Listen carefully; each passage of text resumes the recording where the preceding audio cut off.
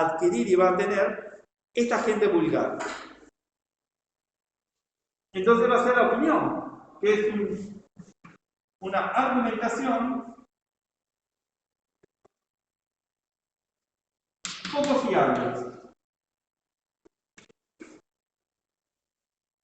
Poco fiable significa que podés aceptarlo como una verdad o como un invento, o como una exageración de alguien. ¿Cuántas veces nos ha pasado cuando alguien nos viene a contar algo?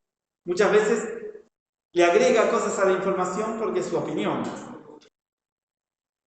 Usualmente, ¿cómo se argumenta eso? Cuando decís, a mí me parece, yo opino, yo creo, tengo la suposición de... Vos haces una afirmación, pero dejás entrever que no es confiable, o al menos no la podés confirmar 100%. Entonces dejás... Muchas veces esto se usa en la... ¿cómo se llama? En la televisión, cuando... Ustedes, por ejemplo, ven un programa de Chimento, cuando van a hablar de la vida privada de alguien, y se sientan, no te dicen, hizo esto, a mí me parece que tiene, que me parece que hizo, yo escuché, me dijeron, eso es la opinión. Lo que diría Platón es lo que hace la gente vulgar, el vulgo. Ese queda clarito, ¿eh? Ese lo entendimos, pero vamos. Estamos muy acostumbrados. ¿Cuál? A la chuma. Ay, Nacho, no te metas conmigo. No te metas conmigo. Bueno, es parte del interés del conocimiento vulgar. Bueno, y el otro, ya, por supuesto, este le tocó al vulgar, es el conocimiento elevado.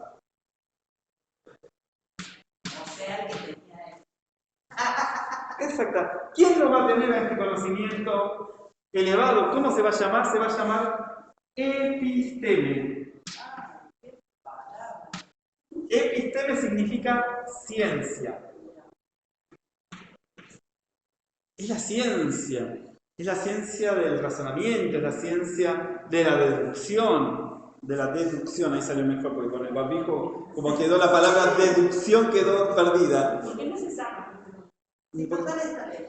No, pero por la duda. No, me lo leo. También vale la capucha. Sí, estamos hablando mucho.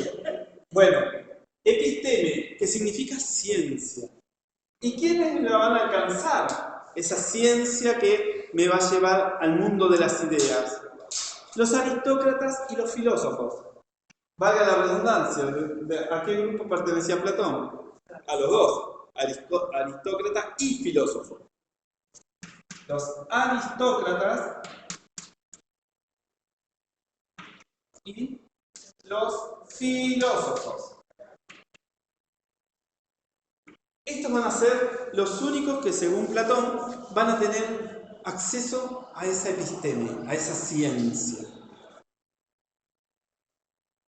En la República, el texto de la República de Platón, cuando él habla en su momento de la alegoría de la caverna, del esclavo que se logra escapar y sale al exterior y ve las cosas como son realmente, y cuando vuelve a contárselo a sus compañeros, lo agreden porque no le creen. Para Platón, ese esclavo que sale y entra es el filósofo, es el que puede ver, el que tiene una evolución, pongámosle esa palabra, en el conocimiento, pero después vuelve y se encuentra con el vulgo. El vulgo serían los que estaban encadenados y seguían convencidos que las sombras eran esa realidad que los convencía. Cuando Platón escribe la República, dice en su forma de gobierno, que él pone como el más correcto, el auténtico, ¿no? Donde debe haber un ejército, cómo está distribuido socialmente el ciudadano, va a decir que el único capacitado para gobernar va a ser el filósofo. Y le va a dar el nombre de filósofo rey, o rey filósofo. O rey filósofo. Igual Duerman tranquilos y sin frazada porque nunca un filósofo fue rey. Así que era su ideal o era su idea. Igual uno siempre lo puede leer con cierta, vamos a decirlo, curiosidad o desconfianza, porque justamente el aristócrata y el filósofo son los que alcanzan ese conocimiento elevado y son los que están, por naturaleza, más capacitados para ser rey. Platón era aristócrata y era filósofo. Qué casualidad, estaban pensadas las reglas para él. Si vamos a pensar mal, pobre de Platón, que lo vamos a poner en el banquillo del acusado, a ver que nos explique por qué pensaba que realmente el aristócrata y el filósofo eran los más adecuados. Y todo esto nos lleva a esta idea de que la ciencia y la opinión van por caminos diferentes. Y yo les digo porque la palabra episteme o epistemología es el estudio de la ciencia. Sale de esta palabra que la utiliza Platón. Él quiere demostrar que la ciencia es solamente un trabajo o un conocimiento elevado para pocos. No todos lo van a alcanzar. Cuando hay otros filósofos en la modernidad que van a decir aquel que se empeñe en la búsqueda del conocimiento lo va a alcanzar, independientemente de sus orígenes aristócratas o no. Y después tenemos a quién. ¿Quién va a hablar de la ciencia más que nuestro amigo Aristóteles? Aristóteles, al igual que Platón, se va a preocupar sobre qué es la ciencia y cómo la organizó. Pero Aristóteles, ¿qué pasó? Lo organizó mucho mejor. ¿Por qué? ¿Cuál era la disciplina de origen de Aristóteles? ¿Cuál era su trabajo antes de dedicarse a la filosofía? Siempre lo nombramos. Doctor, médico. Entonces, él tenía algún manejo a priori antes de dedicarse a la filosofía, tenía un manejo de ciertas disciplinas. Sabía que había reglas que tenía que cumplir. Para si alguien tenía una enfermedad, seguir ciertos pasos, cierta metodología, como se llama, para poder llegar al resultado que buscaba, que era la salud o la curación de alguna enfermedad o de algún daño en el cuerpo. Entonces tenemos Aristóteles. ¿Qué tenemos de Aristóteles? Vamos a poner nuevamente. Que es médico, ¿no? Es médico, que eso nos da una ventaja increíble para el momento de entender por qué hace su filosofía tan compleja, la organiza en disciplinas, cosa que Platón no lo hacía. Platón escribía sus diálogos y ahí estaba todo metido. Después era el trabajo del lector tratar de sacar los elementos que necesitaba. Aristóteles no. Aristóteles te organiza su filosofía en disciplinas, en libros. Esto es tal cosa, esto es tal cosa, esto es lo otro, esto es lo otro, esto es la ética, esto es la política, esto es la zoología, son las diferentes. Él escribió de todo. Escribió de medicina, de zoología, de biología, de política, de ética, de lógica. Él es el que inventa la lógica como una herramienta para contrarrestar los efectos de los sofistas. O sea, estaba tan compenetrado y tenía el ejercicio de trabajar y buscar su filosofía como disciplina gracias a su disciplina de base que era la medicina. Entonces, él era médico y él era, aunque no existía la palabra empirista, pero era empirista. Vamos a pensar que los griegos no hablaban del empirismo. Esa palabra aparece en la Edad Moderna, pero lo ponemos a Aristóteles porque él plantea lo mismo. La experiencia y los conocimientos que ingresan al cuerpo por medio de los sentidos son vitales. Y lo vemos acá, en lo de médico y el empirismo. ¿Qué va a decir Aristóteles? Aristóteles nos va a decir que todo conocimiento es fruto de la experiencia y la experiencia debe ser medida. Todo conocimiento, lo vamos a escribir, todo conocimiento es fruto de la experiencia.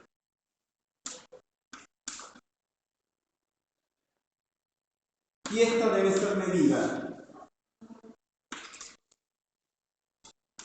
debe ser, cuando decimos medida significa registrada, explicada, debe ser medida barra explicada. Y para explicarlo ahí aparecen, en estas explicaciones, aparece la primera organización de las ciencias. De las ciencias. Acá vemos que Aristóteles nos da el primer puntapié. Con él se empieza a desarrollar todas las ciencias que conocemos. Empiezan a tener un peso y una guía hacia los futuros, a los próximos filósofos que van a tomarla en la Edad Media y más que nada en la Edad Moderna. Recordemos que en la Edad Moderna son estos filósofos que van a desempolvar todos los textos filosóficos de Platón y de Aristóteles y le van a tratar de dar un nuevo sentido. Van a tratar de hacerles decir lo que en su tiempo no pudieron porque no alcanzaron o porque no tenían la voz para hacerlo. Por eso, con Platón y con Aristóteles, en la Edad Moderna, aparece el desarrollo de la ciencia. Aristóteles escribe textos separados por disciplinas, por todo tipo de disciplinas. Y ahí tenemos las que ya hemos visto: la ética, la política, la medicina. Tiene libros de medicina con tratados sobre el cuidado del cuerpo, la atención de ciertas enfermedades, con ciertas plantas o con ciertos tratamientos prolongados en el tiempo y en los cuidados. Lo que se podía en ese tiempo, no había la noción de una operación. Lugar a estudiar eso. Lo heredaban, muchos lo heredaban de la familia. El padre de Aristóteles era médico. Entonces todo lo que aprendió lo aprendió con su padre. Y después lo fue perfeccionando él con su ingenio. Algunas herramientas como curar lastimaduras, alguna enfermedad. Todo obviamente era más natural porque no estaba el antibiótico, la penicilina, cosas que en la modernidad fueron revolucionarias. Hicieron que la medicina saltara, que hoy que ya no te morís porque te cortaste con una chapita en la pierna y se te hizo una infección y te terminaron enterrando 3 meses después, porque 3 meses después de agonía por una infección que te comía hasta la cabeza. Después de que se descubre todo eso, encontramos una solución a un montón de problemas. En ese momento eran soluciones más caseras, más naturales. Entonces él escribe sobre ética, política, medicina, zoología, biología, poética,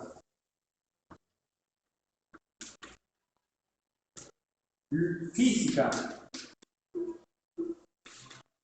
lógica, y etcétera, porque también escribe sobre un montón de otras cosas. Pero fíjense que él organiza estos libros y les da un lugar dentro de la filosofía antigua, que es el lugar de la apertura a las nuevas ciencias, a las nuevas disciplinas que hoy conocemos.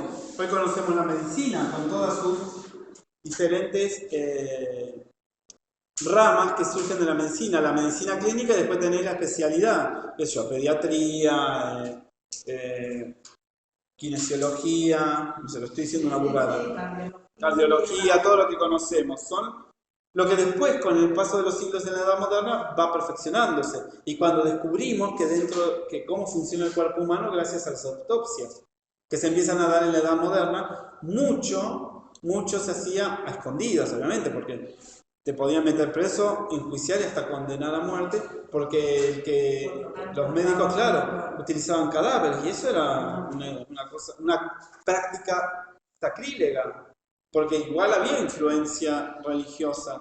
No se entendía que el cuerpo había quedado ahí y que ellos lo veían como un elemento para poder discernir y conocer qué pasaba con la muerte, qué pasaba con tal enfermedad.